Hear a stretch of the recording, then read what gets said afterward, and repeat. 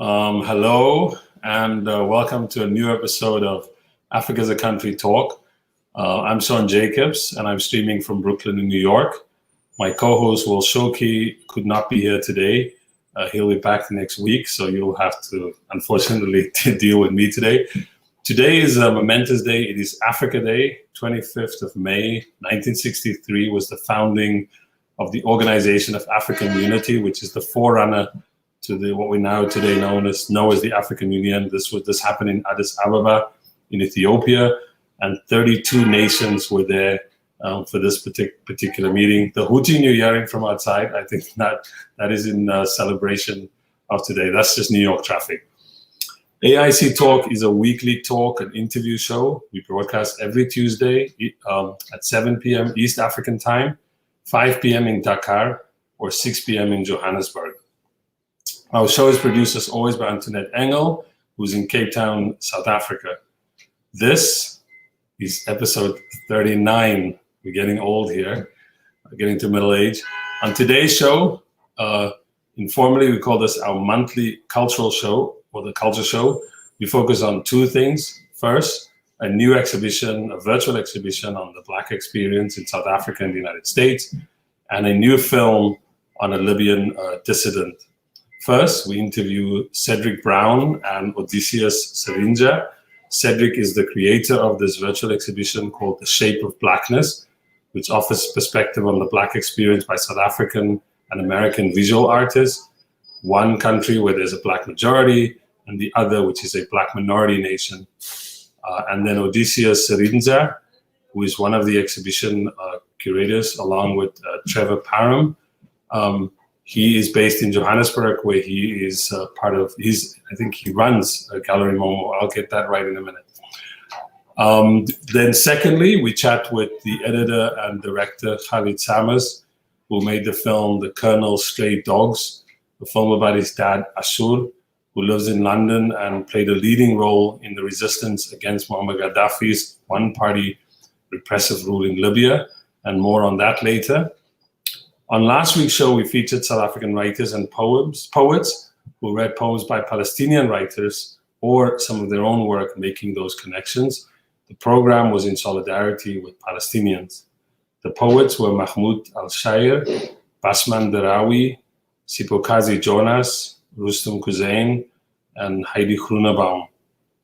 We were also joined by Catherine Halls and Adania Shibli, who helped with translations, and Jay Pather, who chaired the episode. The episode was presented in collaboration with PEN South Africa. That episode is now available on our YouTube channel, and you can subscribe to our Patreon for all the episodes from our archive. Remember to hit the like button below and subscribe on our YouTube, as well as follow us on Facebook, Instagram, and Twitter. And please subscribe to our Patreon, where you can help fund the work of Africa as a Country in general. So now, after I've gotten all the formal stuff out of the way, and just for those people, if you missed my comment at the outset, if you're missing the world stands, Will can unfortunately not be here today, but he'll be back next week. So let's get down to business. Now to today's program. First up, we are joined by Cedric Brown and Odysseus Shirindza. I already mentioned them, but I'm going to do a proper introduction now. Cedric is an Atlantic Fellow, a senior fellow of the Atlantic Fellows for Racial Equality, and is an award-winning social impact leader. Odysseus Shirindza is a South African artist and designer, and is the director of Gallery Momo, Johannesburg. Together, they worked on what is known as The Shape of Blackness, a virtual exhibition that explores racial politics and experiences in the United States and South Africa. The exhibition lasted, I think, for about 2 months. They're going to correct me in a minute. Welcome, Cedric and Odysseus. And they both wear really nice shirts today, putting me to shame. But we'll move on. From that. Thank you, Sean, for having us. There's no shame in your game, and thank you indeed. Thank you. I come with the black. I'm wearing the black. I'm wearing the all black today. That's Cedric, right. With a statement. With a statement, I know, right? College to all. That's right. To all. Cedric, to start with you, can you tell us about the genesis of this project and what you wanted to achieve with it? Yes, indeed. So I am a senior fellow with the Atlantic Fellows for Racial Equity. And as part of our fellowship experience, we had the opportunity to uh, apply for funding for projects that would help to further some of the work that we were interested in doing as individual fellows or in collaboration with one another. And I have an ongoing interest in the arts and the arts as a vehicle toward greater kind of African diasporic liberation and ways to use the arts to try to kind of lift up our beauty and ingenuity so that we can use that as a tool to fight against white supremacy and some of the everyday microaggressions that folks in the African diaspora face. And so I wanted to figure out, well, what can I do here? Would it be a festival? Would it be something that focuses on Afrofuturism? I had a number of different ideas.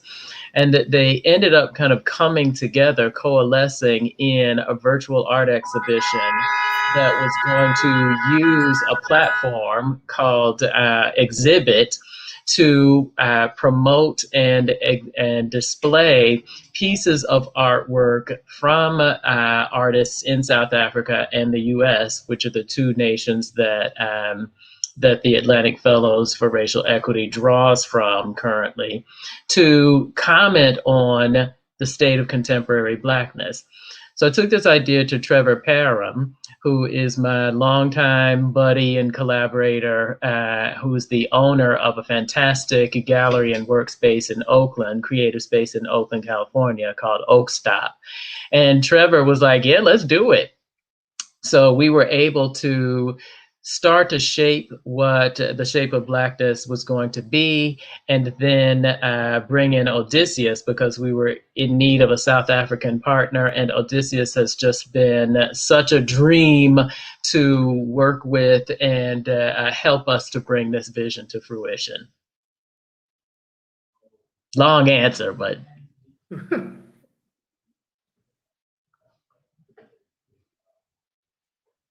Oh, Sean, I think you're on mute.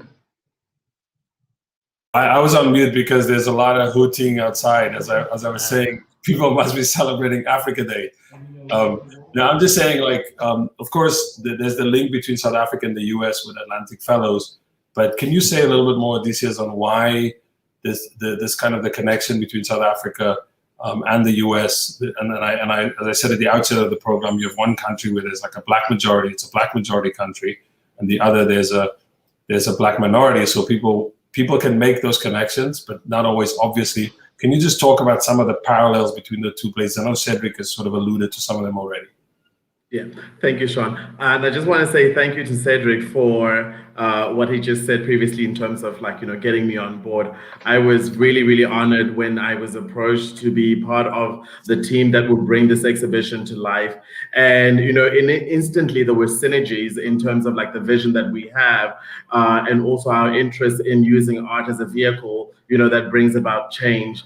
And, with South Africa being a black majority and the US being a black minority country, however, the struggles that black people face in both spaces seem to parallel quite nicely for us to be able to put those alongside and spark this dialogue in terms of what is blackness and what is blackness in the 21st century, especially after South Africa overcoming apartheid and a long history of colonialism, not necessarily overcome colonialism, but seeing what also was happening in the US with the wake of George Floyd, being killed brutally at the hands of, the police. So it was something that, that seemed like, the apartheid and the injustices against black bodies was never quite done away with. And, this exhibition came at the right time to sort of bring about this conversation to the front. We don't ever want, the conversation about black liberation and black justice,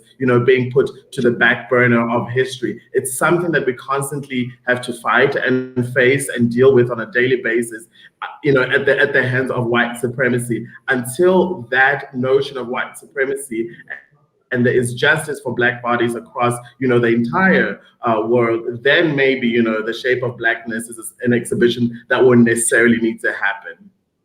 Just by the way, one of the things I've always found interesting is like the connections between the US and South Africa run deep. For example, both were initially colonized by the Dutch. Like if you think of New York with the Dutch West Indies Company, if you think South Africa with the Dutch East Indies, you think of kind of the same way that the US, South Africa actually took lessons about the Bantustans from the US. So there's so many lessons, and even Jim Crow in a way was basically apartheid. So there's these connections that are running deep between these two places that a lot of people often don't pick up on, right? That is the truth. That's right. And Sean, that's one of the reasons why I thought that one theme across both countries would actually be resonant, because of those kind of shared experiences that may have emerged from different histories, but came from the same place in terms of the oppressive systems that were kind of structured around people of the African descent, or Africans, in each nation. I knew that there could be a response, that artists would be able to make some kind of a visual commentary about kind of what Blackness in response to those systems means. Mm-hmm. Can you both say more a little bit because we see some of the images on the screen now. Say a little bit about these artists, like who were the artists that participated in this exhibit? Well, I was requested to look after and to put together an ensemble of South African artists. And so for me, what was very, very important was to look at artists and emerging voices within the South African art space who spoke about the Black experience in a very sort of nuanced way, but also in a very strong way where they have conviction in what they're saying. So in my selection of artists, I included artists like Teko Bushimani, Tshepiso Moroba, Lebohang Mutawu, Lebu Thoka, and Helena Uambambe. And I felt that in this selection of artists, I had a great composite of artists that would have something to say about what it means for them to be Black and their Black experience, and then also what they want to say to the rest of the world using their mediums. And it varied from artists who looked at abstract, but also you looked at realism and figurative art, but also, other mediums that were not necessarily traditional. And it just felt very cohesive in the sense that we could put them alongside the American artists and we could have a great dialogue in terms of the experience that they draw from as Black people in South Africa. A lot of it was very spiritual and a lot of it was very internal. And, sometimes when there's a lot of noise outside with, the protests that were happening, it was also great to bring people into a space where they could reflect and, internalize, their experience, and then also go out in the world with a little bit more of a fed soul, to fight for their rights. And, the American contingency was curated by Trevor, who did a great job in bringing some really amazing artists, such as Aaron Bethia, Courageous, Nicole Dixon, Michonne Sanders, Brett Sims, and Abba Yehuda. And just to sort of follow up on that, you sort of said a little bit about that. Maybe Cedric can also reflect on this. When these artists looked, what did they see when they thought or looked at Blackness? Oh, they saw worthiness and beauty and richness and history and the multi-dimensionality of what it means to be human, and what it means to be human with this kind of complexion, and or coming from certain communities that have a history and cultural experience together. It to me demonstrated, the artist to me demonstrated joy, because there were very few pieces that were actually depicting some element of pain. I think many of the pieces, if not almost all of them together, were celebratory. We're celebrating some kind of aspect or element about, well, again, our humanity. And Abba Yehuda, one of the artists, you see him there hanging. He's there on the screen now, hanging the physical exhibition, which is up at Oak Stop. There are a number of California artists who have their work there. Abba actually challenged us around what Blackness even means, and how in order to transcend Blackness that comes from this oppositional kind of racism, in order for there to be whiteness, there has to be Blackness. In order to transcend that and to look at our true kind of culture and history and worthiness as humans, we have to go to the joy and the stories that make us entirely human and beautiful. And so there's more to be said about that, but I think many of the pieces speak to this kind of joy and celebration and love of Black folk and Blackness. Not to put a damper on things, but our next guest actually in a few minutes is it's a film about exile, and one of the themes which is part also of the Black experience, both in the U.S. and in South Africa, is of not feeling at home, not feeling like you belong, not feeling respected. Can you say a little bit about that? Because I know you're saying that so much of the work was about celebration, this kind of introspection around spirituality. But can you say something about how these artists come to terms with that part of the experience, that experience of alienation? I mean, all the violence, right? The violence that you mentioned about George Floyd, about Black Lives Matter, and in South Africa, also various kinds of police violence, student protests, etc. Like, how do these artists deal with that? If I may, I feel like that's part of the subtext from which folks have to operate, because so much of the what I will generalize as a contemporary Black experience, at least in multicultural nations where there has been a white presence and European colonialism, so much of the Black experience comes from these kinds of racialized transgressions against Black folk. And so the recognition of our beauty has to come out of the narrative around the pain that we face, the oppression that we face. And so looking at any of these images, we can understand that our beauty is innate. Our beauty and ingenuity, on one hand, is innate, but it's also in reaction to the stories that tell us that we are not these things, the stories that tell us that we're less than, the stories that kind of lift up oppression of African descended people. So I really feel like we're able to see the best of both. We're able to see the innateness, the organic kind of wonderfulness of our folks, and we're able to see how this is channeled into a strong response against the forces that the kind of headwinds that we face in formerly colonialized countries that seem to worship Europeanness. I don't know, Odysseus, what do you think? Yeah, and just to add to that, looking at the overall body of work that was represented, in this exhibition, there was a sense of coming home, and there's a sense of coming home not only physically but to self, back to Blackness, and back to celebrating that. And it came at a time where we're talking about reparations and people finding or being given back their lands that they were dispossessed of.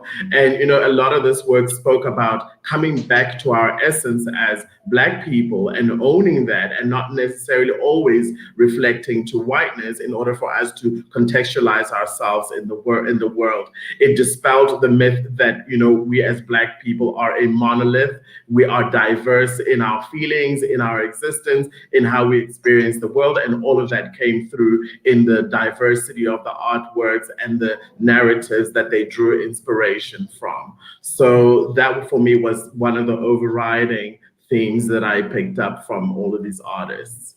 I have one more question, which is probably to get to the point of the making of this kind of work, which is that this was all virtual. I mean, this is in the background, and I was joking with Odysseus before the program. Is he trying to work himself out of a work, because you represent like a physical gallery? Can you talk a little bit about that, Odysseus? And Cedric, perhaps you can also, what have you learned about this kind of making exhibitions this way? And also what does this mean? What does this mean for doing this work online? What are the good stuff and what are the unknowns here that this kind of age that we're entering?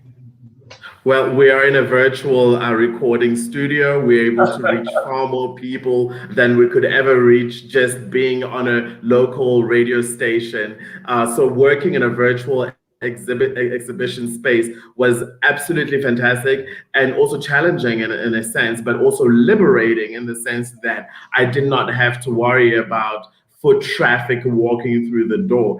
If you have the link, you'll be able to view the exhibition at any given time of the day, wherever you are. So this is quite an exciting and a bold move, I think, for exhibitions. And in terms of me as a curator working in a physical space, I am happy to work myself out of a job. I embrace the future and all that it has to offer. This is a platform that could reach anybody. If you have internet connection and some data, you'd be able to tap into this, and maybe your world would be changed. Well, I certainly hope that Odysseus doesn't work himself out of a job, that there will be, that there's going to be a need in both the physical space, real-time space, and the virtual space for this kind of curation and shaping of stories that we want to be able to share and tell. I think about this as almost akin to how when ebooks came on the scene, there was this great kind of fervor around, oh my gosh, our libraries is going to be gone, our bookstore is going to be gone. And no, we see the need for both, because people like to receive information in both modalities. So virtual spaces, as Odysseus said, enable us to reach many more people, but the physical exhibition enables people to get into a space together and share an experience in an immediate time frame. It's like how we used to go to the movies together, which someday we will be able to go to again, and share that experience in this physically confined space, and then be able to talk about it together. So it's very localized. So we want to still be able to have that localized experience, and the virtual experience just supplements it and augments it and gives it a new kind of reach. So I'm excited about both, and was really and loved being able to do this in a virtual space, especially since the pandemic called for us thinking differently about how this could be brought about. Just the last question. Of course, this is not the last time you're going to work together. So, is there like the Shape of Blackness 2 coming, or? We're currently thinking about it. Hopefully. You know what? I'll go ahead and put it out into the universe. I haven't talked with Odysseus or Trevor about this, but I would love to see in the next round us be able to reach artists who are in different parts of the diaspora. I'm particularly interested in other African descended people who are in Latin America, as an example, Africans who have also moved to other parts of the world. I understand there's a community in Iran. I understand that there's a growing community of Africans in Australia. So what does Africanness, Blackness look like in those parts of the world? How is it celebrated? So I would love to be able to get to that someday. Yeah. I think What we're gonna Cedric go. What are you gonna say? What are you saying, Odysseus? What Cedric said. What Cedric says. That's a great answer. Thank you very much, both Cedric and Odysseus. This was wonderful. And as somebody said in the comments, the visuals are brilliant, so people can actually still see it. I think we put the link on the screen where you can actually still go see the exhibit online, even though it's not showing anymore.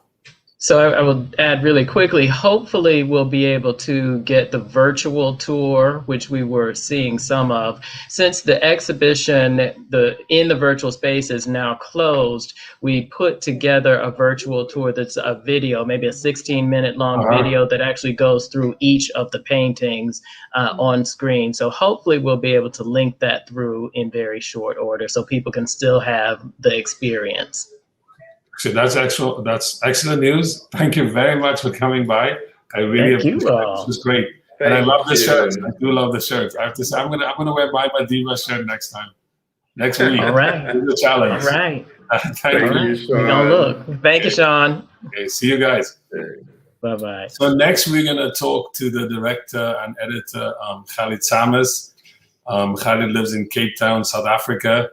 And he has editor credits on a number of films that you may have seen, films like Scenes from a Dry City, which is about the water crisis in Cape Town, a beautiful short film, Sound of Mass, which is about Mozambique, culture and politics, Not in My Neighborhood, it's about gentrification, Strike a Rock, which is about the South African EFF and its women, members of parliament, and films about art like Black President, and then finally also a film called Action Commandant, about 1980s popular political hero, ANC political hero in Cape Town. So the current film that he's making, called The Colonel's Stray Dogs, is his second film that he's directing by himself. His first film that he directed was called The Imam and I, and that film was released in 2011. So this is the film that he's making 10 years later.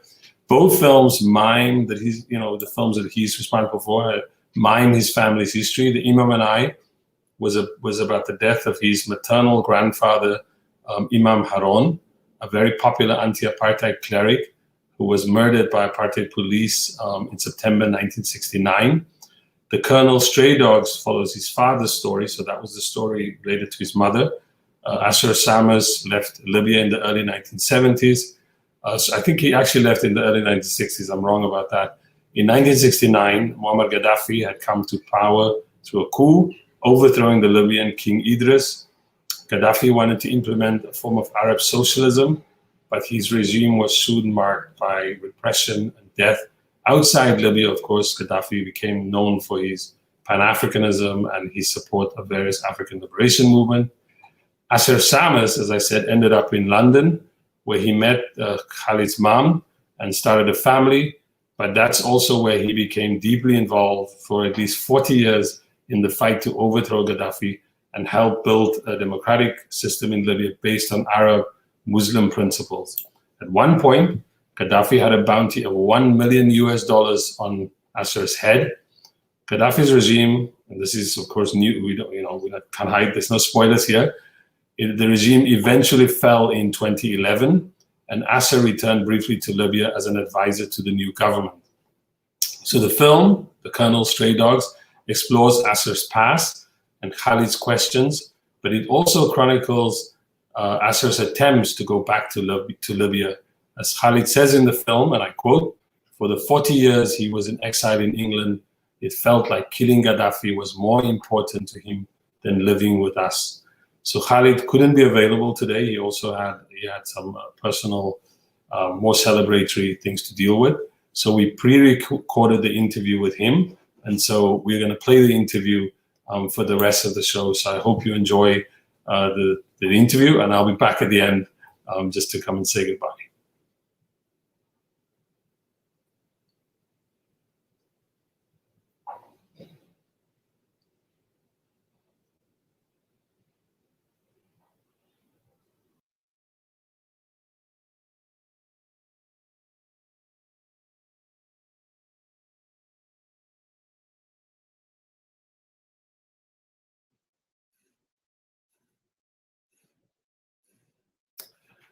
Welcome back. I also want to welcome to the show Khalid Shamis. Khalid, welcome to the show.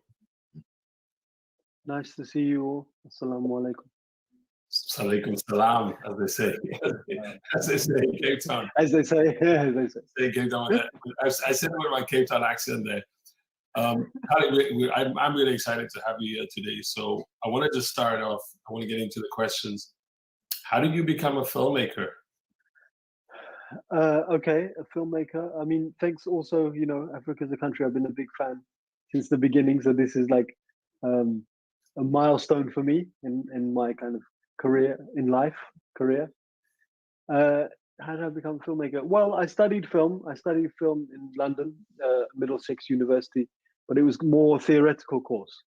And so I needed extra practical. This was in the mid-90s, 94, I started my degree. In 97, I graduated.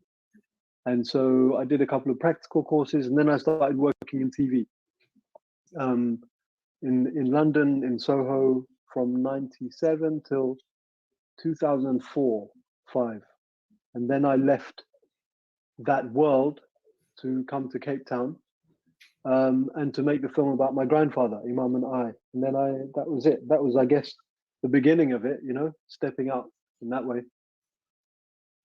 Which is interesting because you've got this sort of prolific background as a film editor, and you've edited films on a number of different subjects. But when it comes to your filmmaking, it usually addresses very personal subjects. Out of interest, why is that the case? Yeah. Well, I think it's like when it comes to making films, I can only really make a film about something that I'm not obligated, but obliged in a way, and have this kind of strong personal connection with. And so through the course of making the Imam film, I started to kind of prefer the editing space. So I'm happy to help directors and filmmakers, storytellers to construct their stories. But when it comes to making films myself, I couldn't find myself like looking for a new story kind of thing, right? So my grandfather, my dad have these kind of lives, and in a way, it's the exploration of them, right, with the skills that I know. And because they take so long, I'm not gonna, you know, I'm not gonna make, I don't have that leisure to always be making a new film, right? But within the editing, I'm doing that. Yeah, I think there's like a 10-year gap. There's like a 10-year gap between the two films. I ain't got time for that. 2011 for the killing of the Imam, and now the Imam and I, and now it's 2021. So this film, the Colonel's Stray Dogs. Just before I ask you about it, the title, just explain for some people. I don't really watch the film, that becomes clear. But what is the title? What does the title refer to? Well, I mean, it's the formal title that Gaddafi gave to his opponents abroad and at home during the 80s. So he kind of set this interdict to all of Libyans home and abroad to liquidate and eliminate the stray dogs, right? Who are basically those who worked in the government and then started to work against Gaddafi, or who were against Gaddafi from the beginning. So that was kind of a formal term by him to those who were opposed to him, and it stuck. And then just before we get into the film, for people who don't know Libyan history, can you just like give us like a kind of I know it's going to sound like a potted history. Can you give people just a sense, what was the outlook for ordinary Libyans like your father when Gaddafi came to power, and how that changed, and he's also becoming politically involved? Because I'm asking that because you're making this film about your dad, and we'll get into that in a minute, but you're also making this film about there's also another character in the film, apart from yourself and your mom, which is Gaddafi. And this is someone who Africans are divided about. So can you just kind of, as someone who's part Libyan, can you just lay that out a little bit? Because when we told people we're going to interview you, there were some people like, who is this website? Why are they saying this about Gaddafi? Not everybody, but some of the viewers. So there's a sense in which I think maybe it might be useful just to provide some of that history to viewers. Yeah, it's a funny thing because lots of Africans support and lots of global South supported and support Gaddafi and his ideas. So when I mean, the film is not against Gaddafi, it's not anti-Gaddafi, but it's just showing the relationship of one of his opponents, right? And that kind of life outside that. So it's kind of an alternate look at history of modern Libya. Always, whenever we see films or talk about Libya, it's about Gaddafi, and it's about the eccentricity of Gaddafi, and it's this fetishization of him, right? And what he stood for, and the female bodyguards and all that.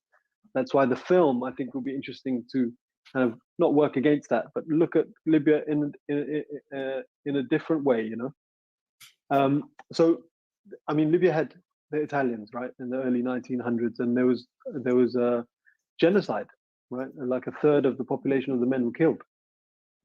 And so, after they left, then it became this kind of family of royalty that was made up from these tribes, the Sanusi government, and they were kind of more closely aligned with the West at that time. This is like the 40s, 50s, 60s.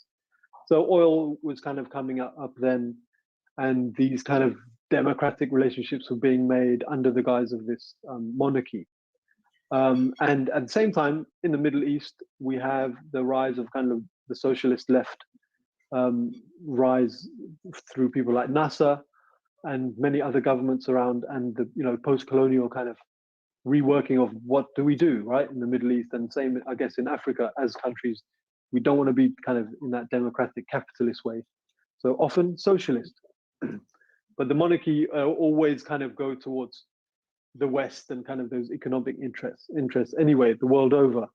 And so like all these countries, there were these military coups, and there was a coup where this young, good-looking, new hope of the left military commander came up as the leader of this coup. For like about 5-6 days, no one knew who was behind it in 69, right? September 69. So my dad at that time was a student, and he grew up in the desert, in the kind of south of Libya, in a town called Gherian, and it kind of mountainous, very dry area. And he grew up in a dwelling in the ground, right? Like a cave dwelling in a way. I think they call it a troglodyte or something. So they have these rooms, and he grew up kind of walking everywhere. He was the 10th child of 10, and some of his siblings passed away, and he was the youngest. So he grew up with his mum in this kind of space. His dad died when he was quite young.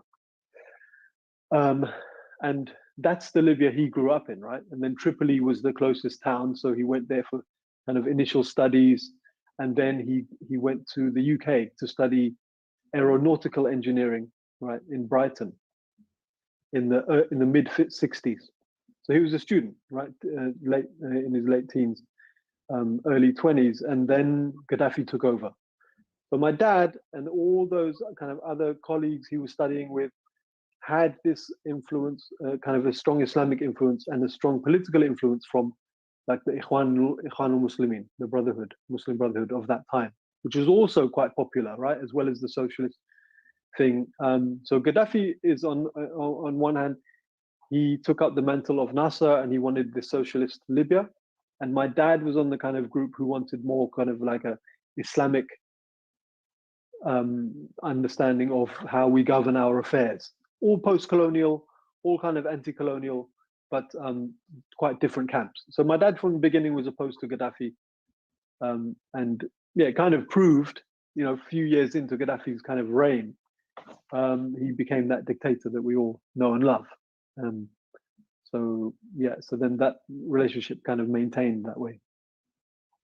It's interesting because, I mean, this is a film not only about your father's relationship with Gaddafi, but also your relationship with your father and you seeing Gaddafi through your father's eyes. And, one of the sort of main quotations of the film, and it runs through the trailer as well, is when you say, for the 40 years he was in exile in England, it's felt like killing Gaddafi was more important to him than living with us. So it's a film about your father's political exile, but also about your relationship with him. I mean, what was that like? What is that relationship?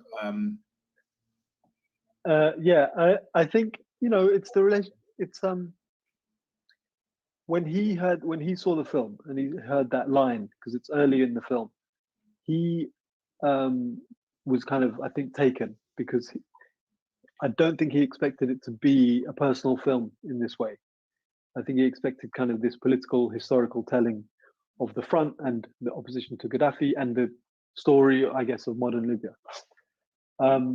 So when I say that to him, it sets up this relationship that's kind of a little bit distant and expected as this kind of Arab, you know, the Arab dad and the kind of English son, how there's not so much intimacy, but there's openness and there's progressiveness. And so that, I think, kind of feeds its way into the film or through the film. And I hope we kind of get closer. So in a way, I mean, the film definitely is a way for me to have those conversations about how we grew up with my dad, which I never had before. And so I guess that's, you know, that is my relationship with my dad. I'm quite loving. There's no kind of confrontation, but there are these questions, these unasked and unanswered questions that I think many of us have. You know? Right. Yeah, I remember I spoke to you, right? We had a chat right after I saw the film, and I told you that to the extent to which I really loved that part of the film, this kind of the awkwardness between the beginning between the two of you, because you're standing. Actually, the image we just put on screen is of the two of you kind of standing and looking at document.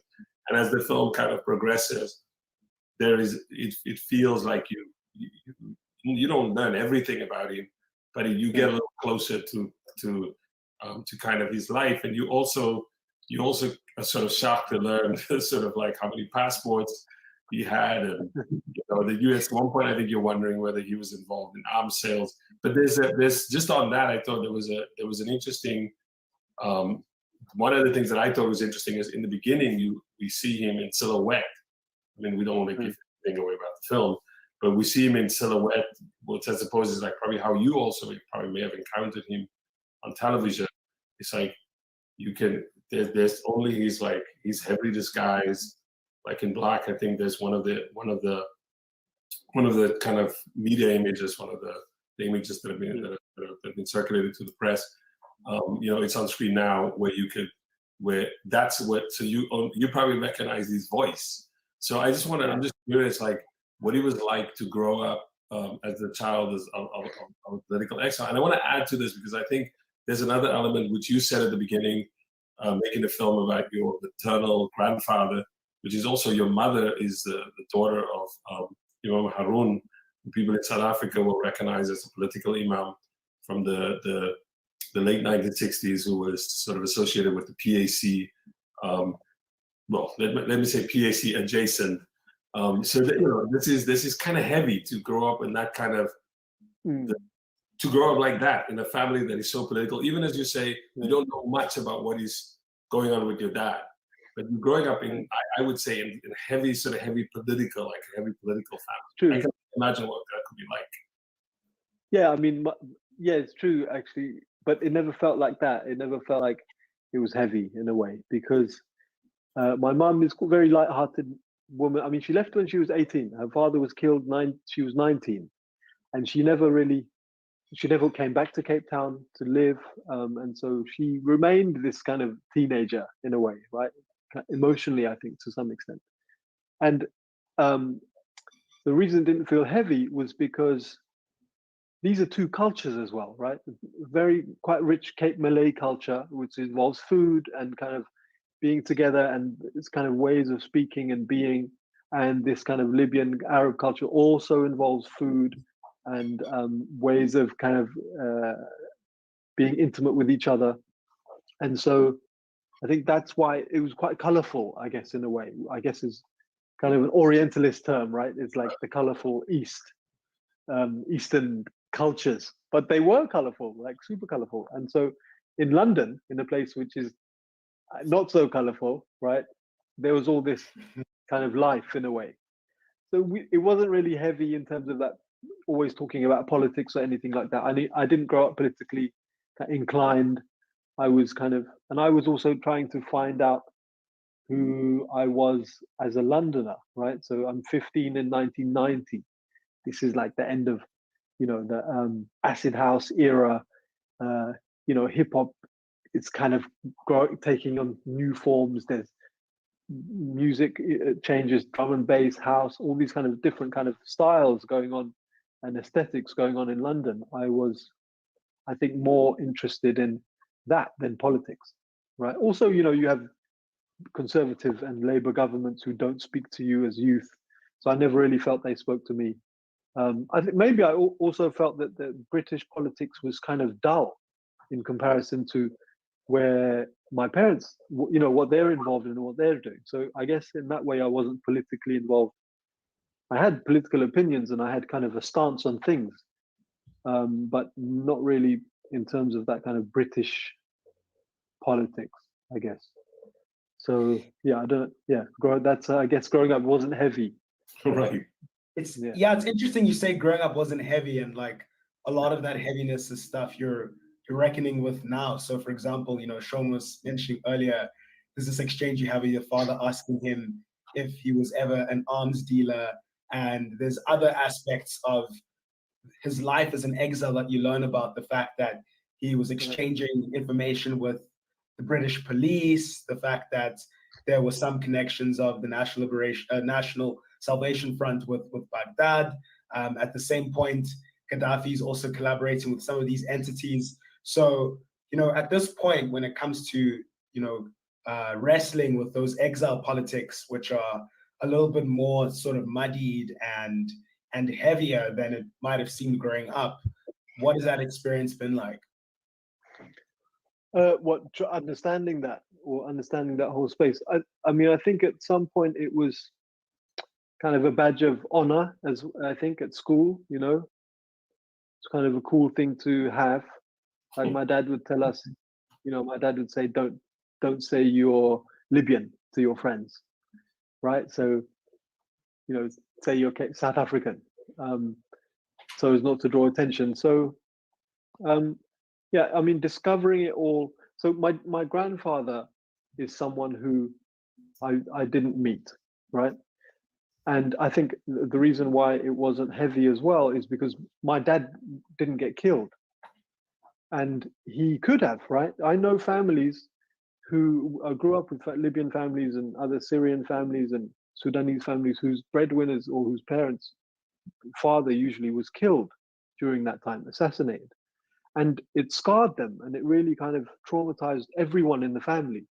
So we didn't, I mean, it's not that we were lucky, it's that we had that kind of fortune, we were fortunate not to have had that trauma in our family. So I think that's why I can kind of deal with it, right? Or kind of approach it and ask those questions with my dad, because we didn't have that trauma that many people did have, right? And that's kind of also the thing that's not really spoken about, I think, in the film as well, is that there were people who lost their, the risk was high,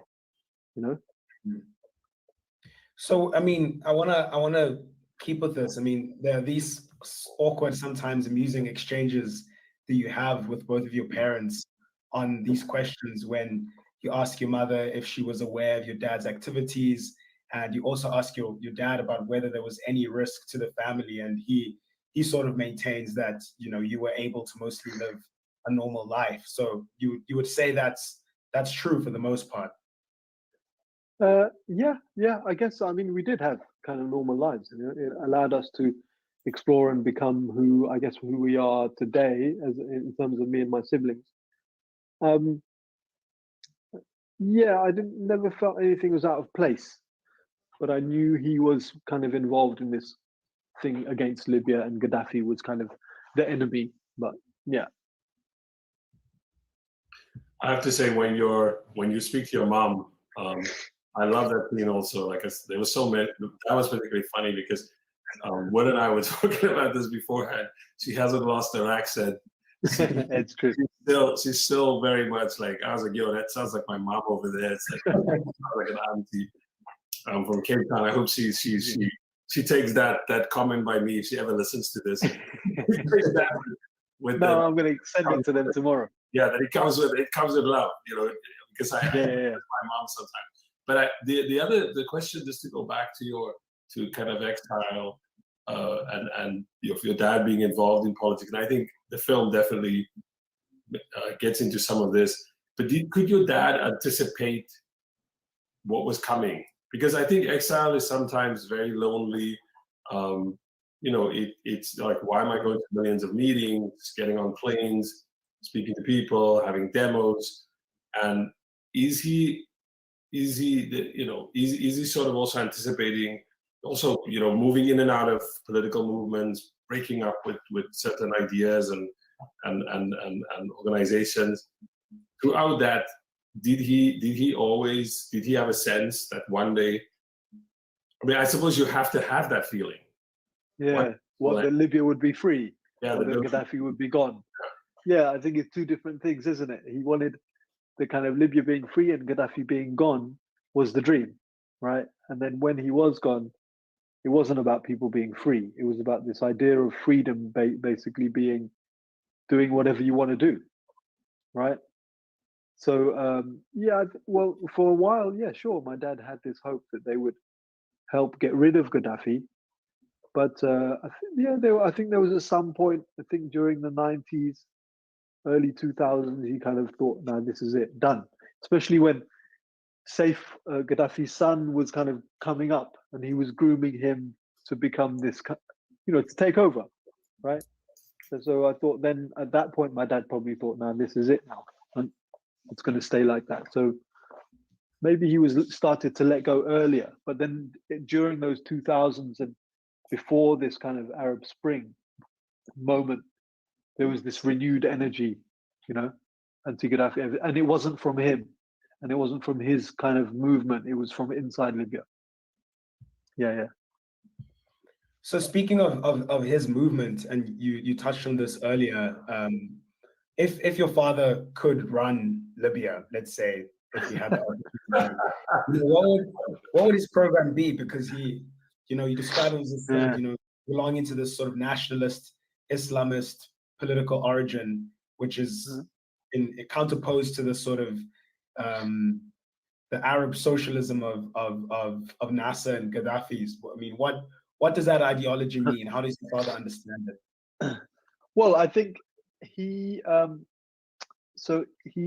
always kind of been a progressive guy, right, and an open, not necessarily forward thinking, but embracing of kind of the democratic. So he, during the 80s and that whole time I think he spent in London, in the UK and in the West, he learnt about civil society, right, which there wasn't in Libya. And so he understood democracy in a certain way, but at the same time deeply kind of linked to his religious understanding of the world, right, an Islamic kind of outlook. And what does that look like? I don't know how those two marry, but I think that was it, to have kind of something that wasn't fascist, that wasn't dictatorial, but democratic, with some kind of, definitely with an Islamic underpinning. So, you know, that's a whole discussion about what Sharia is and how can it kind of coexist. So I think that's what he would envision, but he would, he was never kind of communist or extreme left or extremely like right-wing Islamic either, right? So yeah, I think a balance of those two, whatever that would look like. He gives an indication of that kind of the balance between sort of, let me not say the balance, but the marrying of kind of Islam and democracy. He gives that right near the beginning, where he talks about kind of what did they want to achieve in Libya. I mean, then there's, I think that we cannot, we have to ask this because this is also history and people know this. We know the current state of Libya. We know that, multiple entities are ruling it. and that the reports out of Libya, and you sort of, I think you've alluded to some of it already, is one of kind of like, it's violence, it's almost everyone to themselves.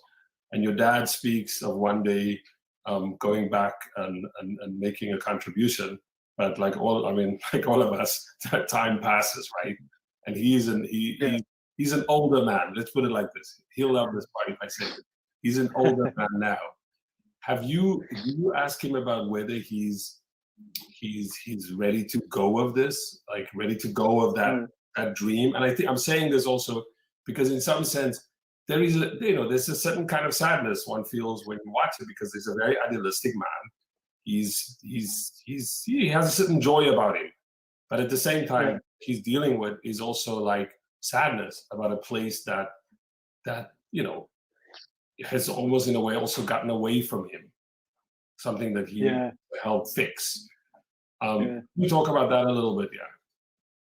It's I don't think he's let go. He definitely hasn't let go of Libya. He's kind of still very much kind of deeply committed to the country and to his family who are there. But this is like he's in his 70s, so this is like that phase of life where you kind of have to embrace and allow, but at the same time you can't let go of. So he definitely hasn't let go, but he's, I guess, have to come to terms, right, with being more patient, I guess, than he has been, and to have hope that there will be some kind of good outcome at some point. But it's very hard to predict or to analyze why that isn't happening now or when it would happen or all those things. I mean, it's pretty crazy. I mean, the indication that it's so far gone is that we don't hear about Libya anymore in the news, right? Mm-hmm. Quite sporadically we hear about it because the civil war has been going on since 2014 and nothing's really given way, right? Every now and then you hear something, but the fact that we don't hear about it much means it's in a bad state, right? And I mean, for you, what is Libya? Is it something that you've let go of? Is it something you've ever held on to? You mentioned that your father used to advise you when you were younger not to mention that you're Libyan. You had to identify as. Yeah, it's true. So, how do you relate to Libya? Yeah, because from him, there's that literal saying, let go, isn't it? He's saying, let go of that place. It's not.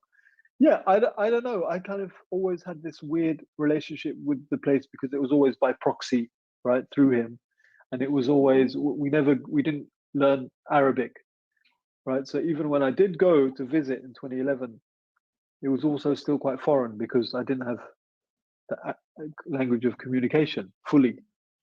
And so it's a place I hold dear in my heart, and I have, I know stories of family and, just my dad's connection really to the place. But I have very good friends who are Libyan who grew up like me in London and similar experiences with their parents. So I kind of, my experience of Libya through them as well. When I started making this film, at the beginning of the development, I was invited to go on a residency with an Arab-based, Lebanon-based film kind of group called DocMed, which would take us developing our films, a bunch of us filmmakers around the Middle East over a period of a year, like 3 weeks, right? So so hanging with these Arabs, making films about themselves and their own countries, Tunisians, Moroccans, other different kind of people, Egyptians. I actually, during that and while making this film, I started to feel more of my Libyanness, right? Whatever that is, come through, right? Kind of being exposed to these people. So something I didn't grow up with. I didn't grow up with kind of this, I guess, I grew up with a very mixed community. So there were Arabs there, but there were lots of other people, all in English usually. But I didn't grow up with that kind of musical culture, right? And those kind of things that everyone understands through the language. So only during the making of this film, I kind of felt like I got closer to that side of myself. Just quickly, you live in Cape Town. I mean, I actually remember a long time ago, I interviewed you at your house. I don't know if you still, and I came over. But how does Cape Town fit into all of this now? Because is Cape Town that place where you think, because you've been there now for a while, like, you know, might be, is, I actually wrote down, is this the place where somebody who's the son of Libyans and the son of South Africans grew up in London? And I say that when I say South Africans and Libyans, I mean it, you know, like in a broader way. So is Cape Town that place where you can kind of connect it? Yeah, definitely. I mean, I was always had strong connection to the place, and then since making the film, my Imam film about my grandfather, I became more part of the community, and then at the same time becoming part of the filmmaking community in the country, and contributing to it, you know, in a positive way, and you know, being part of this whole network. So yeah, definitely Cape Town. I wouldn't go back to London if that's kind of what you're asking me. I wouldn't go back to, I don't, you know, I mean, my family is here, you know. Now, there's some beautiful scenes in the film, and we you know, when we have filmmakers over, we always worry that we're giving away too much of what's in this film. But there's some really beautiful, kind of emotional, poignant scenes that are unexpected when they arrive. And I want people to go see this film. I think it's an excellent film, and it's a really. Let's while you're there, let's plug Encounters. Yeah, it's going to show the next place to see it. The next place to see it is shown at Hot Docs in Canada, and next it will be showing at Encounters, which is in Cape Town in South Africa. It's a great documentary film festival. In fact, we will run a couple of other reviews of films that are showing at that same festival, and we've actually run a few already. So yeah, definitely, this was wonderful talking to you, Khalid. And thank you very much for joining us. It's really excellent. Yeah, thank you. Yeah. Cool. Take care, everyone. Thanks. Yeah. Thanks, Khalid.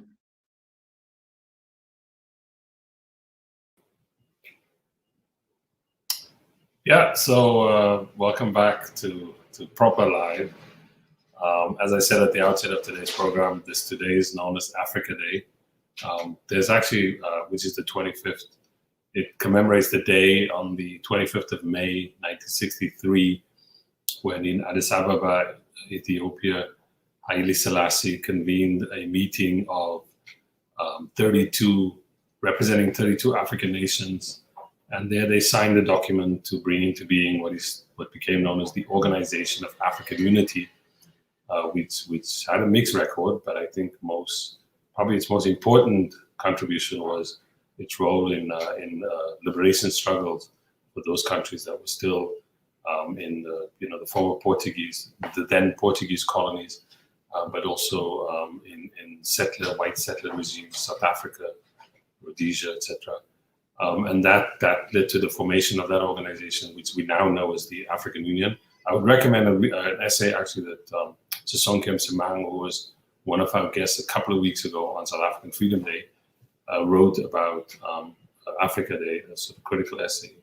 With this, I would like to thank our guests, Odysseus Shirindza, Cedric Brown, and Khalid Shamis, for coming onto the show today, which had, I think, a bit of that sort of Pan-African theme. I mean, we'd forgotten that it was the day when we planned the episode, but it seems to have worked out. Will Shoki could not be here. We wish him well, and hopefully we'll see him next week again. He'll be here next week. There's the article, Africa's Big Day. Africa's Day is for big men. And then finally, I want to thank our producer, Antoinette Engel. And so that's goodbye from me till next week. Son Jacobs, I'm signing off. And also I'm super happy that Liverpool came back, and that George Weah's son is in Africa. Is a league. He's a French national. He's a French national champion. Hakimi is a national champion in Italy, and I think Mendy from Senegal. Mendy from Senegal is hopefully going to be a European champion.